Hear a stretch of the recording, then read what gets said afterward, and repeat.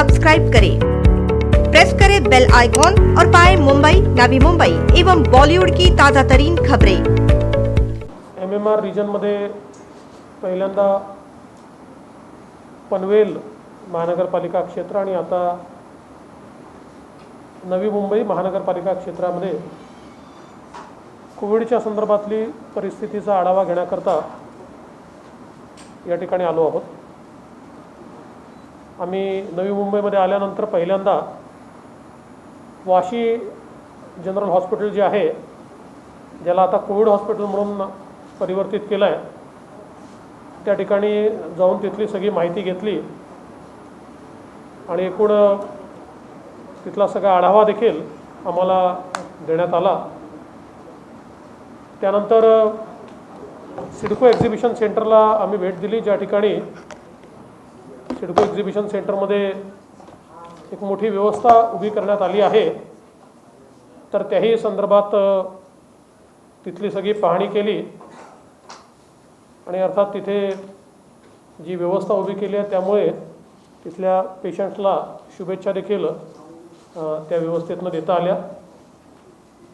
इथे नवी मुंबई महानगरपालिकेमध्ये येऊन एकूणच आयुक्तांसोबत आम्ही त्या ठिकाणी भेट घेतली आणि संपूर्ण नवी मुंबई महानगरपालिका क्षेत्रामध्ये कशा प्रकारे कोविडचा मुकाबला चाललेला आहे आणि त्या संदर्भात काय स्ट्रॅटेजी आहे हे देखील समजून घेण्याचा प्रयत्न केला। सगळ्यात पहिल्यांदा एक गोष्ट या ठिकाणी लक्षात येते की गेल्या महिन्याभरात कोविडच्या पेशंटची संख्या ही मोठ्या प्रमाणात वाढते आणि त्याचा ग्रोथ रेट हा बऱ्यापैकी हाय आहे। जरी डबलिंग रेट हा 24 दिवसाकडे गेला असला तरी देखील आपल्याला कल्पना आहे की जशी बेस वाढतं तसं डबलिंग रेट हा त्याचे दिवस देखील वाढत जातात, पण संख्याही मोठ्या प्रमाणात वाढत जाते। त्या दृष्टीनं संख्या मोठ्या प्रमाणात वाढलेली आपल्याला पाहायला मिळते। काही ऑब्झर्वेशन्स देखील या ठिकाणी लक्षात आले की आता शासकीय व्यवस्थांमध्ये पेशंट्स करता जागा उरलेली नाही आणि त्यामुळे पेशंट्सला मोठ्या प्रमाणात खाजगी व्यवस्थांमध्ये जावं लागतं आणि खाजगी ज्या काही व्यवस्था आहेत त्या ठिकाणी पेशंट्सकडनं मोठ्या प्रमाणात बिलं वसूल केले जातात आणि विशेषतः पेशंट जर क्रिटिकल असतील तर क्रिटिकल पेशंट्सला जिथे व्हेंटिलेटरची आवश्यकता असेल किंवा इतर इंटेन्सिव्ह केअरची आवश्यकता असेल अशा ठिकाणी आता सामान्य माणसाला काही खाजगी रुग्णालय परवडत नाहीत। मी आता आयुक्तांना देखील ही सूचना केली आहे की महात्मा फुले जनआरोग्य योजना जी आहे, किमान स्ट्रिक्टली खाजगी हॉस्पिटलमध्ये इंटेन्सिव्ह केअर युनिट असेल किंवा त्या ठिकाणी जे लोक व्हेंटिलेटरवर आहेत किंवा ऑक्सिजनेटेड बेड्सवर आहेत अशा लोकांना ती लागू झालीच पाहिजे आणि त्याच्या अंतर्गत त्यांची ट्रीटमेंट होऊन त्यांच्याकडनं बिलाच्या वसुलीचा तगादा हा लागू नये अशा प्रकारची व्यवस्था ही महानगरपालिकेने उभी करावी, अशा प्रकारे देखील मी त्यांना सूचना केल्या। त्याचप्रमाणे माननीय गणेश नाईक साहेबांनी एक गोष्ट महत्त्वाची लक्षात आणून दिली की जनरल हॉस्पिटल हे कोविडला कन्वर्ट झाल्यामुळे विशेषतः जो गरीब पेशंट आहे आणि जो नॉन कोविड पेशंट आहे याच्याकरता कुठल्याही व्यवस्था उरलेल्या नाहीत आणि त्याकरता मग नंतर असा निर्णय झाला होता की सिडकोची जी व्यवस्था उभी केली आहे त्या ठिकाणी व्हेंटिलेटर्स आणि ऑक्सिजनेटेड बेड्स तयार करून टप्प्याटप्प्यानं सिव्हिल हॉस्पिटल हे नॉन कोविडला देखील उपलब्ध करून द्यावं, परंतु ते काम पाहिजे त्या वेगाने होत नाही आहे आणि म्हणून आज ती देखील आम्ही विनंती केली आहे की ते वेगाने त्या ठिकाणी केलं पाहिजे। कारण म्हणजे आमच्या आमदार मंदाताई म्हात्रे असतील किंवा स्वतः नाईक साहेब असतील यांनी देखील त्याकरता निधी उपलब्ध करून दिला आहे. आपल्या स्वतःच्या निधीतनं त्यांनी पैसा दिला आहे. आणि मला असं वाटतं की हे काम जर वेगाने झालं तर या भागामध्ये जे नॉन कोविडचे पेशंट्स आहेत यांच्या ज्या अडचणी आहेत त्या अडचणी दूर करता येतील. आज विशेषतः जे काही टेस्टिंगचं प्रमाण आहे हे प्रचंड कमी आहे.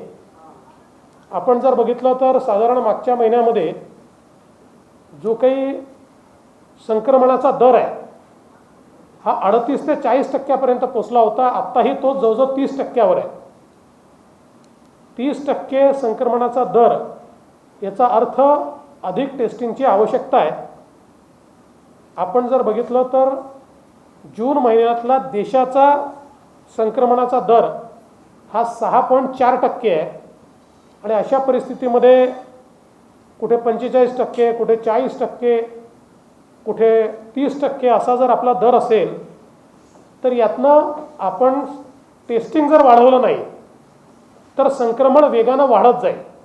कारण आयसोलेशन होणार नाही, क्वारंटीन होणार नाही आणि संक्रमित विशेषतः लक्षणं नसलेले जे संक्रमित पेशंट्स आहेत हे मोठ्या प्रमाणात हे संक्रमण वाढवतील.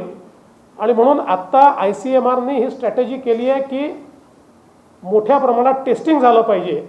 आणि म्हणून मी ती देखील विनंती या ठिकाणी केली आहे की टेस्टिंगची संख्या दुपटीनं 2.5 पटीनं वाढवली पाहिजे. आणि आता रॅपिड टेस्टिंग किट्स देखील उपलब्ध झाले आहेत, त्याचाही उपयोग झाला पाहिजे.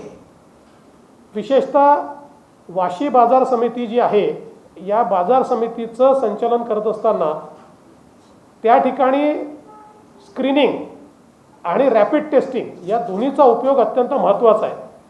कारण नवी मुंबईमध्ये जो काही कोरोना वाढला तर त्याच्यामध्ये शेवटी ही एक व्यापारपेठ आहे. त्या ठिकाणी मोठ्या प्रमाणात बाहेरची मंडळी येतात आणि त्यातनं संक्रमण वाढण्याचा धोका असतो. आणि मागच्या काळात हे लक्षात आलं आहे की तिथले कॉन्टॅक्टमध्ये आलेले पॉझिटिव्ह पेशंट्स मोठ्या प्रमाणात आहे.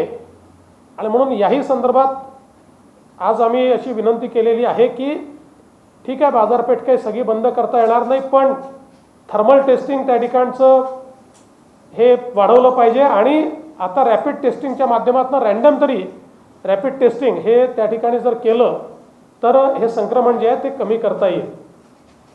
एकूणच आत्ता जी काही परिस्थिती आहे त्या परिस्थितीमध्ये वाढणारी संख्या आणि आवश्यक इन्फ्रास्ट्रक्चर याचा एक मिसमॅच आहे.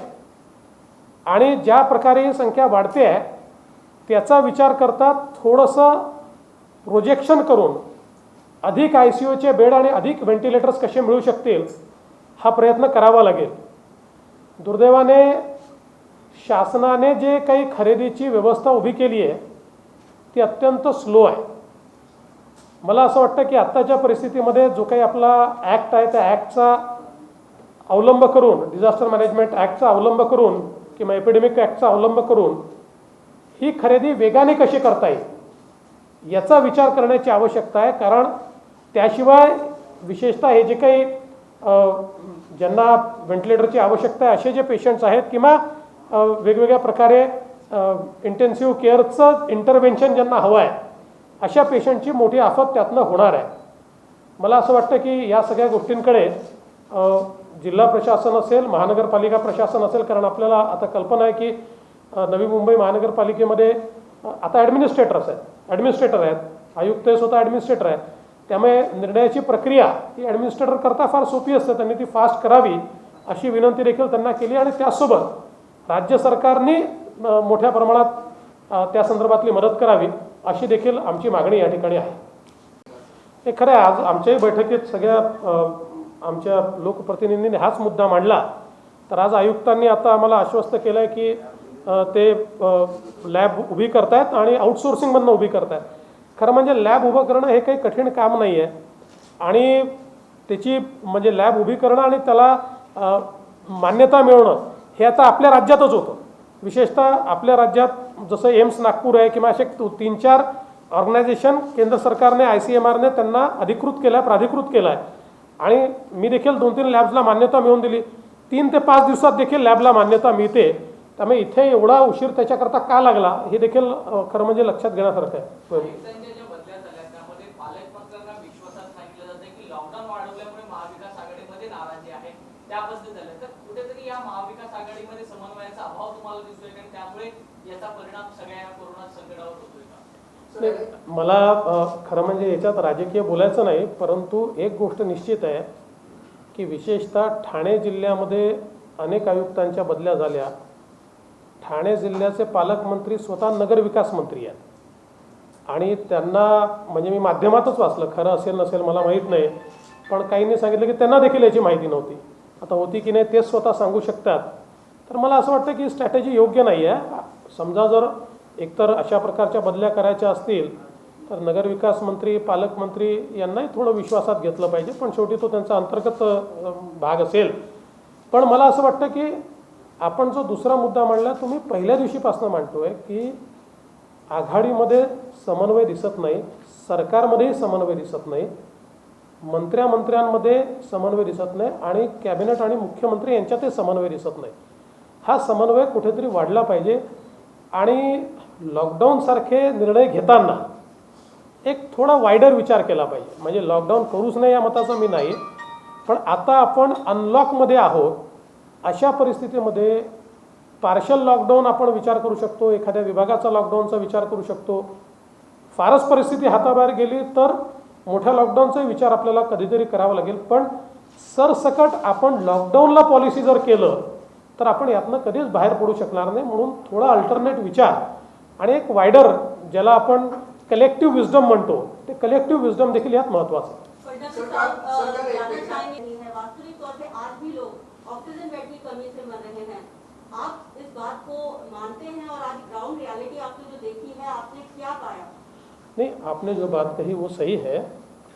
जिस प्रमाण में बेड्स की और विशेष रूप से ऑक्सीजनेटेड बेड्स और वेंटिलेटर्स की आवश्यकता है उतनी संख्या में वो उपलब्ध नहीं है. और विशेष रूप से जो उपलब्धता है उसमें भी प्राइवेट सेक्टर में जो उपलब्धता है वो गरीब आदमी वहाँ जा नहीं सकता, उसको कोई सहूलियत वहाँ नहीं मिलती. और जिस प्रकार का पेमेंट वहाँ पर लिया जाता है तो एक सामान्य मध्यम वर्गीय घर का व्यक्ति वो सहूलियत उसको वहाँ नहीं मिलती, वो नहीं जा सकता, ऐसी परिस्थिति है. इसलिए मैंने आज ये निवेदन भी किया है कि बड़े पैमाने पर वेंटिलेटर्स की आवश्यकता अभी भी पड़ेगी, क्योंकि जिस गति से कोरोना इस एमएमआर के क्षेत्र में बढ़ रहा है उसके चलते आज की परिस्थिति में जब हमको बेड्स कम पड़ रहे हैं, आज की परिस्थिति में जब हमको आईसीयू बेड्स कम पड़ रहे हैं, तो हमको थोड़ा भविष्य का विचार करना पड़ेगा. कम से कम मुझे ऐसा लगता है कि अगस्त महीने के अंत तक क्या परिस्थितियां हो सकती है इसके आधार पर हमारी तैयारियां खड़ी करनी पड़ेगी. सरकार या ठिकाणी जितेंद्र आव्हाड आले होते, त्यांनी कबुली दिली की ठीक आहे आमच्यामध्ये वाद आहेत, ते प्रत्येकाला वाद असतात, पण तरी आम्ही मुख्यमंत्र्यांच्या मागे ताकद होते. नाही, खरं तर आता सगळ्याच पक्षांनी आणि विशेषतः जे काही आघाडीतले तिन्ही पक्ष आहेत त्या पक्षाच्या सगळ्या नेत्यांनी मुख्यमंत्र्यांच्या पाठीशी उभं राहण्याची आवश्यकता आहे. ते म्हणतायत पण त्यांच्या कृतीतनं मात्र ते दिसत नाही, हा प्रश्न आहे. आणि ठीक आहे वाद वगैरे सगळं ठीक आहे, पण आता वादाकरता ही वेळ नाही आहे. आता कोरोनाची लढाई करायची आहे. अशा परिस्थितीमध्ये त्यांनी समन्वयाची यंत्रणा उभी केली पाहिजे, मुख्यमंत्र्यांनी केली पाहिजे आणि हे सगळे वाद दूर करून किमान निर्णय प्रक्रियेत तरी आम्ही एक आहोत अशा प्रकारची परिस्थिती बाहेर दिसली पाहिजे. देवेंद्र फडणवीस साहब आपसे जानना चाहेंगे, नवी मुंबई महानगर पालिका में आते हैं, आपको लगता है क्या कि मंत्रियों को एक दूसरे पे भी भरोसा नहीं और कोऑर्डिनेशन की बहुत कमी है? देखिए, मैं उस पर इसलिए टिप्पणी नहीं करूंगा कि जितेंद्र आव्हाड बीमार भी रहे हैं और पालक मंत्री जो उनका काम है वो कर रहे होंगे, यानी मुझे उसके बारे में जानकारी नहीं है, तो किसी पर व्यक्तिगत मेरी टिप्पणी नहीं है. पर इतना मैं ज़रूर कहूँगा कि जो मंत्री है उनमें समन्वय का अभाव है और पार्टियों में भी समन्वय का अभाव है और कैबिनेट और मुख्यमंत्री इनमें भी समन्वय का अभाव है. और इसलिए एक स्ट्रैटेजी से सरकार आगे जाती हुई नहीं दिखती. सरकार के निर्णय बार बार बदलते हैं. सरकार में एक निर्णय सरकार लेती है तो उसके साथ वाली पार्टियां दूसरे निर्णय पर इंसिस्ट करती है और फिर 2-3 दिन में उस निर्णय को पीछे लेना पड़ता है. तो मुझे लगता है ऐसे समय अगर एक कोऑर्डिनेटेड एफर्ट और एक सिंगल कमांड सिस्टम ये अगर हमको दिखाई पड़े तो पॅन्डेमिक के समय वो बहुत ज़रूरी होती है. गाड्यांची प्रायोरिटी ही थांबू शकते. ती आता असं तर नाही की मंत्र्यांजवळ गाड्याच नाही आहेत. त्यामुळे समजा त्यांच्या गाड्यांमध्ये काही प्रॉब्लेम असतील तर काही दिवस स्वतःची गाड्या ते वापरू शकतात आणि एकदा सगळं स्थिरस्थावर झाल्यानंतर नवीन गाड्या घेतल्या जाऊ शकतात. मला अनेक वेळा लक्षात येत नाही की या सरकारची नेमकी प्रायोरिटी काय आहे. एकीकडे आम्ही पगार देत नाहीत, आम्ही पगार डिफर करतो, आम्ही आमच्या हेल्थ वर्कर्सचाही पगार अनेक वेळा डिफर करतो, आमच्या पोलिसांना जे 24 तास ड्युटी करतायत त्यांना जे काही दिलं पाहिजे त्याच्याकरताही मागे पुढे पाहतो. आणि हे सगळं असताना कधी गाड्या घेण्याचा निर्णय करतो, कधी अनावश्यक कामं म्हणजे आता जी काही आमदारांची 25-15 वगैरेची कामं आहेत ही आता थांबवली जाऊ शकतात, त्याची काही आता लगेच आवश्यकता नाही आहे. अशा सगळ्या कामांना मात्र आम्ही प्राधान्य देतो. तर सरकारचं नेमकं प्राधान्य कशाला आहे हा देखील प्रश्न या ठिकाणी आहे. मला वाटतं अशा परिस्थितीमध्ये मुख्यमंत्री आणि उपमुख्यमंत्री जे अर्थमंत्री आहेत यांनी कडक धोरण स्वीकारलं पाहिजे. पवार साहेब आता मुख्यमंत्र्यांना भेटत आहेत, त्यांची नेमकी काय चर्चा होते तर माध्यमातूनच आपल्याला समजते, म्हणजे आम्हाला ती फर्स्ट हँड इन्फॉर्मेशन नाही आहे. पण पवार साहेब असतील किंवा असे कुठलेही मोठे नेते असतील तर ते त्यांचा जो काही प्रदीर्घ अनुभव असतो या अनुभवाच्या आधारावर काही ना काही सूचना करत असतात. त्यामुळे मला असं वाटतं की त्या व्यवहारी सूचना असल्या तर त्या कोणी ऐकायला हरकत नाही. मलाही त्यांनी कधी सूचना केल्या आणि त्या जर योग्य असल्या तर मी त्या अंमलात आणलेल्याच आहेत. मला असं वाटतं की हे मुख्यमंत्री देखील आणत असतील, पण नसतील आणत तर त्यांनी नक्की त्याचा विचार केला पाहिजे. असं नाही म्हणाले, ते असं म्हणाले की जर एकत्रित बसून काम केलं असतं, आमची मदत मागितली असती तर आम्ही मदत केली असती आणि प्रश्न सोडवायला त्यातनं मदत झाली असती. नाही मागितली तरी आम्ही मदत केली आहे, आम्ही करतच राहणार आहोत, आमचा कुठलाही इगो नाही आहे.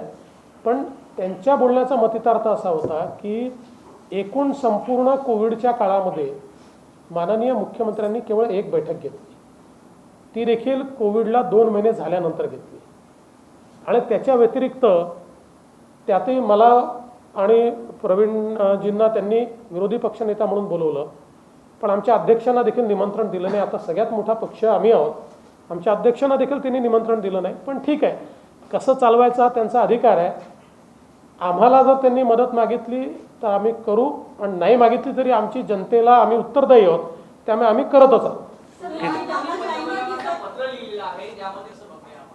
नाही, त्यांनी पत्र लिहिलं हे उत्तमच आहे, परंतु खरं म्हणजे हे आरक्षण कोणाच्या काळामध्ये रद्द झालं हे बघितलं गेलं पाहिजे. आणि मी आपल्याला दावेनं सांगतो की माननीय मनमोहन सिंगजी ज्यावेळेस पंतप्रधान होते त्यावेळेसपासूनच या मेडिकलच्या ज्या काही ॲडमिशन्स आहेत, नीट तर नंतर सुरू झाली, पण त्याच्यामध्ये हा जो काही कोटा आहे तो कोटा डिनाय झाला.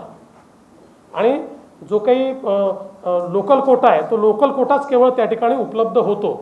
त्यामुळे आता त्यांनी पत्र लिहिलं असेल तर त्याच्यावर योग्य कारवाई होईल. पण जणू काही फक्त हे पत्र लिहून असं भासवायचं की काहीतरी हा सरकारचा निर्णय आहे, या सरकारचा निर्णय नाही, मनमोहन सिंगजींचाच निर्णय आहे. अशी आहे की साखर उद्योगाला मदत करण्याची आवश्यकता आहे. या संदर्भात मी स्वतः माननीय पंतप्रधानांना पत्र लिहिलं आहे, पासवानजींशी चर्चा केलेली आहे, अमित भाईंशी चर्चा केलेली आहे, माननीय गृहमंत्र्यांशी चर्चा केलेली आहे, ग्रुप ऑफ मिनिस्टर्सचे प्रमुख असलेले माननीय राजनाथ सिंगजी यांच्याशी चर्चा केलेली आहे. स्वतः आमचे रावसाहेब दानवे पाटील हे विभागाचे राज्यमंत्री आहेत, तेही प्रयत्न करत आहेत. त्यामुळे केंद्र सरकारकडनंही काही मदत मिळाली पाहिजे, राज्य सरकारकडनंही मदत मिळाली पाहिजे असा प्रयत्न आहे. मात्र हे सगळं करत असताना सिलेक्टिव्हली सगळे नियम बाजूला ठेवून केवळ आपल्या 2-4 कारखान्यांना द्यायचं हे देखील योग्य नाही आहे. निकष तयार करून जेवढे कारखाने त्या निकषात बसतील मदत केलीच पाहिजे, पण जेवढे कारखाने बसतील, आपण बघा आमच्याही काळात आम्ही मदत केली, पण आम्ही निकष तयार केले आणि त्या निकषामध्ये जेवढे बसले म्हणजे त्याच्यामध्ये तुम्हाला मी दाखवू शकतो की राष्ट्रवादी काँग्रेसचेच जास्तीत जास्त कारखाने आहेत की जे निकषात बसले आणि म्हणून त्यांना त्या ठिकाणी मदत मिळाली. म्हणून ही मदत करताना हे फेवरेटिझम करू नये. आणि दुसरं काही त्याचे नियम आणि निकष असले पाहिजे. नियम आणि निकषाच्या बाहेर जाऊन कोणाला जर मदत होत असेल तर ती योग्य होणार. कोणालाच डावलण्यात आलेलं नाही आहे. कार्यकारिणी भारतीय जनता पक्षाचं स्ट्रक्चर जर आपण बघितलं तर आमच्याकडे जम्बो कार्यकारिणी नसते. भारतीय जनता पक्षाच्या कार्यकारिणीमध्ये संपूर्ण राज्यातनं 12 उपाध्यक्ष, 12 मंत्री आणि 5 महामंत्री असतात. एवढ्या लोकांमध्ये संपूर्ण राज्य कव्हर होत नाही. त्याच्यानंतर मग कार्यकारिणीचे काही सदस्य असतात, कार्यकारिणीवर काही निमंत्रित असतात आणि काही विशेष निमंत्रित असतात. आता उदाहरणादाखल गडकरी साहेब असतील, मी असेन, आम्ही विशेष निमंत्रित आहोत. किंवा जे काही प्रमुख लोक आहेत, उदाहरणादाखल आता आमचे कोर कमिटीचे जे लोक आहेत, नाथाभाऊ असतील, पंकजाताई असतील, किंवा आपले विनोदजी तावडे असतील, सुधीरभाऊ मुनगंटीवार असतील, हे सगळे विशेष निमंत्रित आहेत. त्यामुळे या पद्धतीनेच ती कार्यकारिणी झालेली आहे आणि कार्यकारिणी ही सर्वसमावेशक अशी कार्यकारिणी त्या ठिकाणी झाली आहे. मला वाटत नाही की कोणाची फार काही नाराजी त्याच्यामध्ये असेल. शेवटचा आता शेवटचा समिती आता शेवटचा शेवटचा केंद्रात पाठवणं हा एक मुद्दा.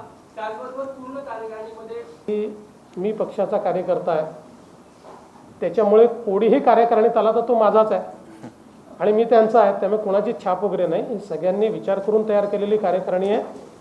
आणि केंद्रीय भाजपने काही नावं मागितलेली आहेत केंद्रीय कार्यकारिणीकरता. त्याच्यातली काही नावं आम्ही केंद्राला दिलेली आहेत. एक नाव तुम्हाला समजलेलं आहे, अजून 2-3 नावं त्याच्यात आहेत. चला.